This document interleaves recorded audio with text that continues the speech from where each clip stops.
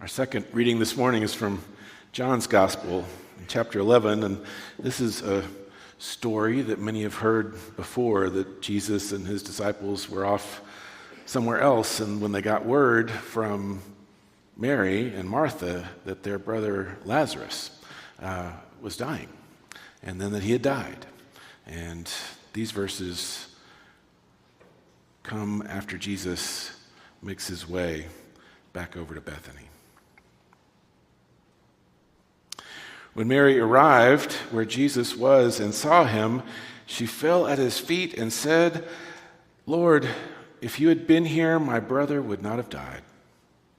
When Jesus saw her crying, and the Jews who had come with her crying also, he was deeply disturbed and troubled. And he asked, "Where have you laid him?" They replied, "Lord, come and see." And Jesus began to cry. The Jews said, "See how much he loved him." This is the word of God for the people of God. Thanks be to God. Humans are a species with a hole inside us. Kate Bowler calls it the ache, a deep and bittersweet longing that we carry around with us. It's a longing for something that we've lost or that we never fully possessed in the first place.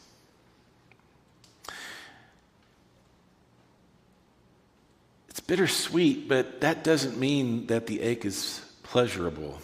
Far from it. It's just persistent. It becomes this durable, unrelenting presence in our lives as we go about the business of the day-to-day. It's a series of questions, she says, that begin with, will I ever? Will I ever be fully known? Will I ever feel like I'm enough? Will I ever feel valued, appreciated, loved? Will I ever feel whole? Bowler recognizes that at the heart of this ache lies grief. And there are so many reasons that we grieve, so many reasons that we mourn in this life. We lose people that we love. We in this church have lost a number lately, too many. Relationships. We mourn relationships with the living that get damaged or broken. We mourn hopes and dreams that are never realized. We mourn opportunities that are missed. We mourn the fragility of our bodies and our minds making itself felt. We mourn the persistent, seemingly intractable injustices in the world. We mourn and grieve feeling out of control. The psalmist in our reading today from Psalm 13 is railing about the seeming absence of God from his life. This may be something you grieve as well. He's got a list of his own will I ever questions. How long, he says? Forever? How long, God, are you going to hide your face from me? How long are you going to leave me to my own devices? How long are you going to leave me in agony? How long are you going to leave me at the mercy of my bullies? Are you going to make me watch my enemies celebrate my downfall? Are you going to allow them to think that they've won? What's striking about this and so many of our Psalms is the honesty. The writers confront God. They don't hold anything back. And for all their lament about God being absent or uncaring or downright mean, they're still talking to God. They know that God can handle it. So they catalog their complaints. Kate Bowler, in the psalmist's spirit of candor, decides that the thing to do is to make a list. If you remember, some of you were here last week, I gave you homework, come up with your own list. A list of our griefs. We record them. The idea being that they can be acknowledged and confronted and then dealt with. Because they are going to be our companions one way or another. We can try to ignore the griefs of our lives to just get over it already. But griefs don't really work that way. They keep coming back to us. Kate writes, "Sorry, Serenity Prayer. I do not want to accept the things I cannot change. I want to rage against them." She ponders whether it really would be helpful to compile this list. What would it accomplish? It might not erase these burdens. It might not even lessen the pain of them. But she concludes that it just might make room for something else, something more. I was struck years ago when I was a volunteer hospital chaplain, and I took part in a training that was helping us to understand the hospital's way of responding to critical incidents in the life of the community. In particular, how we would respond to and assist in the event of an accident or a disaster that involved a lot of people. We might get called in. And they taught us that one of the important steps for people in dealing with traumatic events is to be able to reconstruct and retell the story of what happened.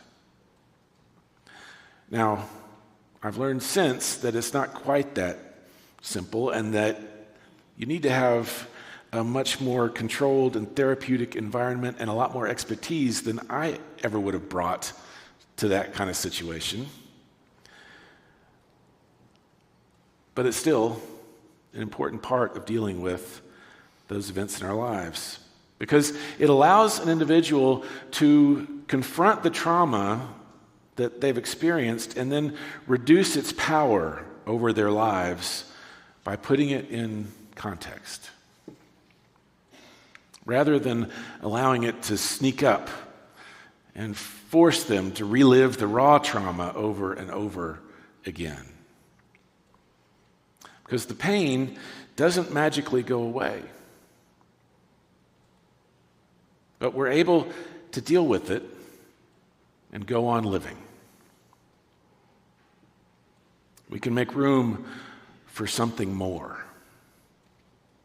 As a basketball coach I follow likes to say, we learn to handle hard better. So what is on your list, do you think? Bowler starts off, let's see which page I've got marked here. There we go. She starts off by offering us some general rules for making our own list of grievances. I think these are helpful. 1, start with stories you repeat. If it wasn't important, you probably wouldn't be telling it for the zillionth time to the person next to you on a plane. Or if you're like me, telling it to yourself over and over in your head and how you would deal with that next conversation with that person. 2, be specific. 3, be more honest than you want to be.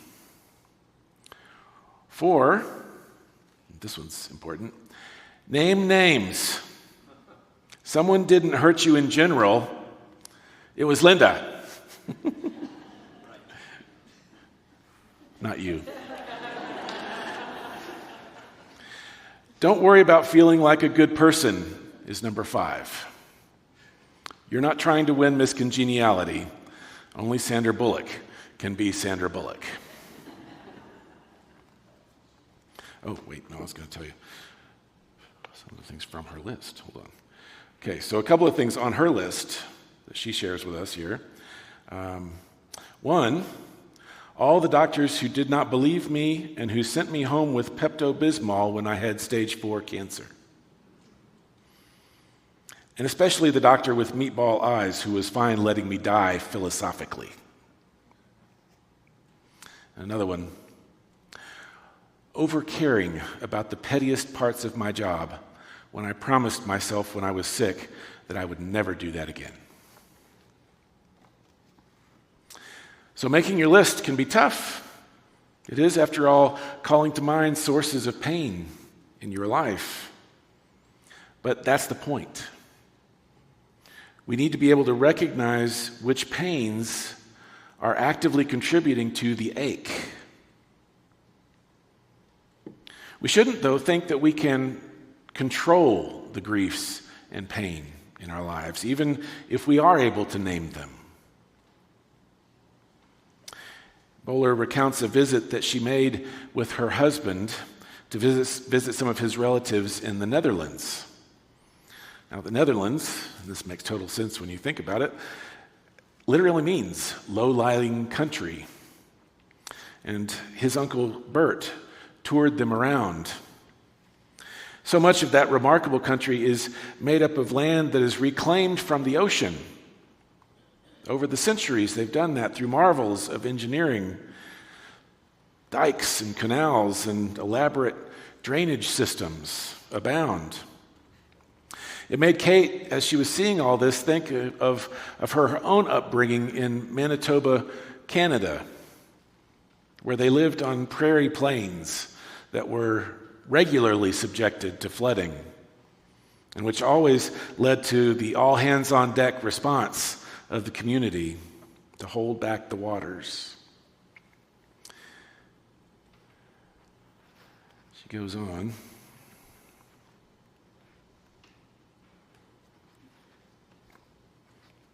She says, there are moments in our lives when we must admit that almost nothing can change. Not everything is possible. A few variables will remain in our control, but the rest is luck or chance or snowmelt or God. That's the heart of almost every question I bring to my research about health and wealth and guaranteeing anything. How do we discern what is in our control and what isn't? But here is what cancer and suffering and aging and resentment and the list and everything big and small has taught me.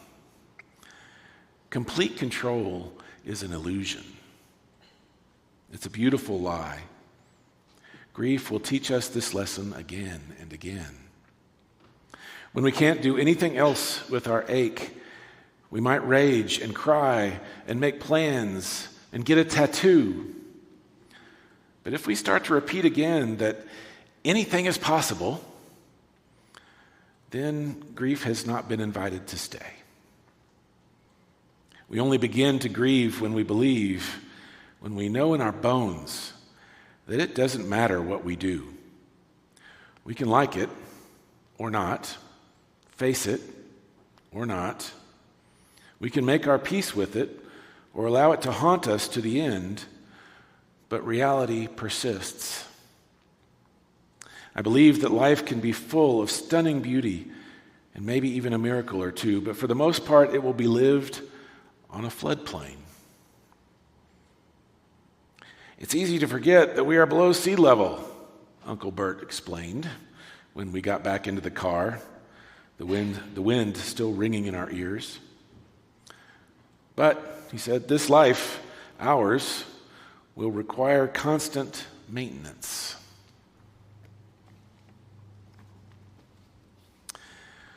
Bowler did start out her career researching and writing extensively about the prosperity gospel and our American fixation on the idea that the right kind of faith could unlock access to health and wealth and happiness. In other words, most of us think of that as being blessed. In this way of thinking, being blessed means winning at life. Blessings are the good gifts that we receive in life, for which we may express gratitude, even, while really, in our heart of hearts, believing that we earned all those good things, after all. Kate, though, has spent her career challenging that definition of blessing. In its place, she calls us to understand blessing as the vital work of telling the truth about ourselves and God. A true blessing makes room for us to live honestly inside the imperfect lives that we've made, rather than trying to shove a huge part of our lives under the rug. In other words, we can acknowledge the longing and the ache. We can write up the list of things that we mourn. And we can live with integrity and emotional bandwidth to be able to recognize and celebrate alongside those things the victories and joys that we experience in life.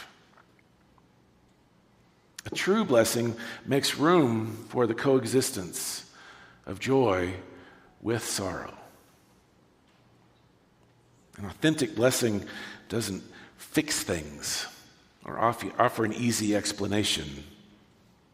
Rather, it reminds us that even when things are a total mess, God is still present with us in the waiting, in the gray areas. This is the wondrous thing in our gospel reading today. Jesus shows up to be with the family of Lazarus. He's truly present with them. He feels their pain. He weeps.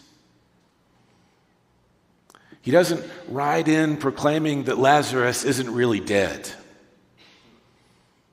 No. Mary and Martha knew that their brother had been dead and in the tomb for 4 days. He's gone. Even back then, they knew what it looked like to be dead. One way to read this story is to look at Jesus weeping and see it as proof that he's human. But the real power of this story is that Emmanuel, God with us, is weeping with us. God cries right alongside humanity in our pain and our grief. God knows that our lives are messy, and God is present with us in the mess. Bowler includes a simple equation in this mourning section of her book. It says, mourning equals the ache plus ritual. And she spends a chapter recounting the time when her best friend kidnapped her, and they went back to the house that Kate and her family had just moved out of. So it was empty. But they still had to take the keys back. And she and her friend spent hours blessing every space in that house where so many beautiful and awful things had happened over their years there. Because rituals can be incredibly healing. They set aside time and space to focus, to tell the stories of our lives in a way that helps us make sense of them.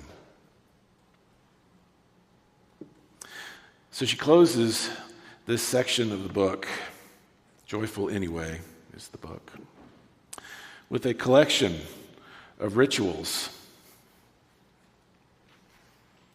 She calls them rituals for processing the everythingness of life.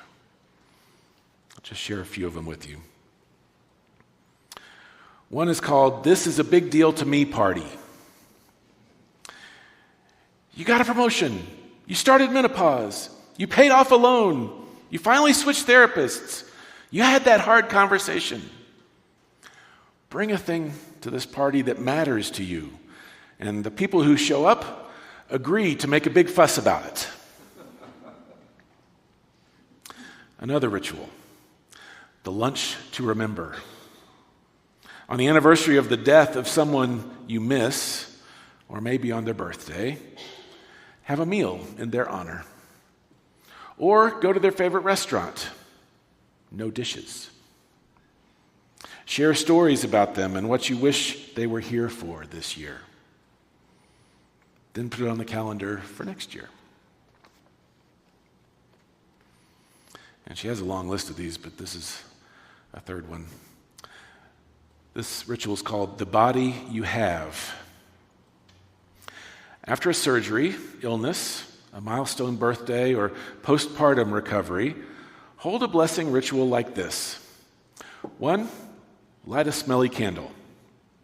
2, anoint your scar or stretch mark or wrinkle with oil. 3, say aloud what your body has carried. 4, take a moment to bless the staying alive.